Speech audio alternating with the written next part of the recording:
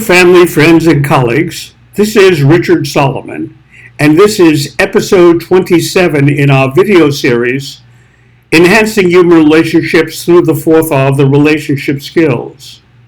And in this episode, we will discuss how to help others who live in the I'm not okay, you're okay life position. That's this position over here. And people who play four I'm not okay, you're okay psychological games of the wooden leg, why not, yes, but harried and rapo to eliminate those games from their repertoire.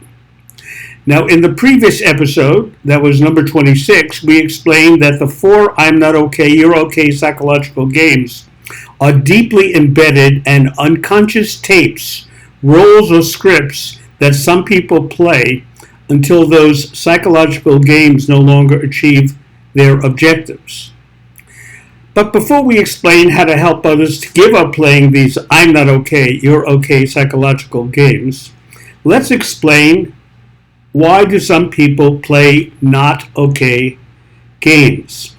Let's take a look at some of those not okay games, and we'll explain that in a moment. But let's first acknowledge that there are significant benefits for playing I'm not okay, you're okay games for both the speaker and the listener. So what are they? For the person in the not okay life position, it is a safe place to be, and these not okay games have worked for them for years until those games don't help them anymore. Playing not okay games can become a self-fulfilling prophecy or prediction. The person doesn't have to try anything new or different because they know that they're going to fail. And these games work with people who befriend you because you perceive yourself as being not okay. And when you play these games, you enable them to feel superior. Now, it is very difficult to change your life position because it requires conscious decision at a particular point in your life when you can finally say to yourself the following statement: from now on, I'm okay, and you're okay, and I'm no longer going to say to myself and others that I'm not okay, but you're okay. Now, as a quick reminder from the previous episode, let's review the four I'm not okay, you're okay psychological games that you see here. Here's the wooden leg game, psychological game, where people just offer excuses, a wooden leg, for not being able to achieve. They may view themselves as unattractive, not very smart, not very competitive.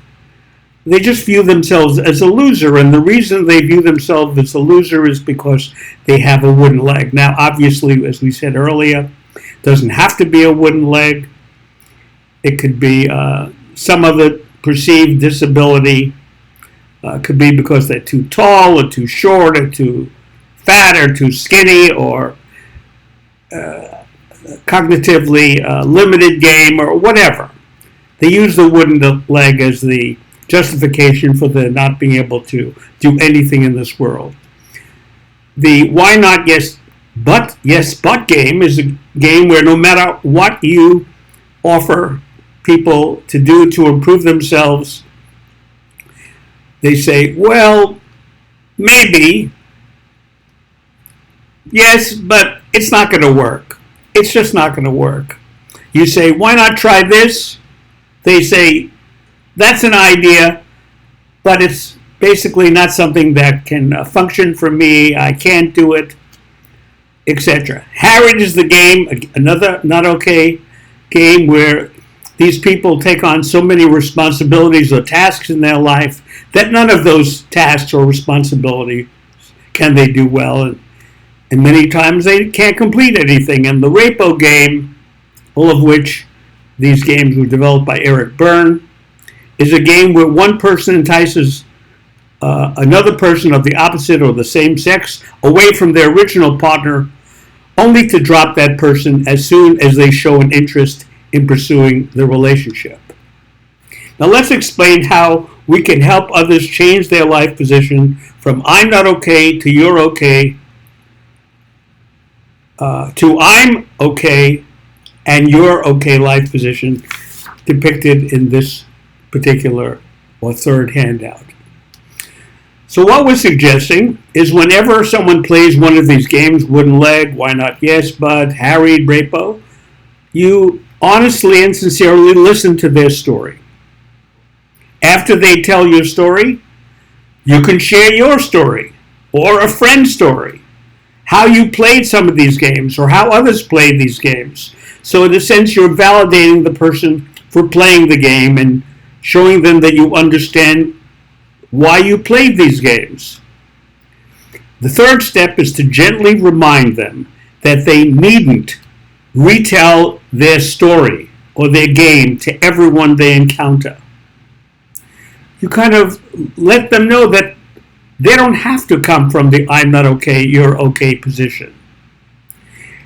And the fourth part of this is to explain how you or a friend of yours eliminated telling these not okay stories.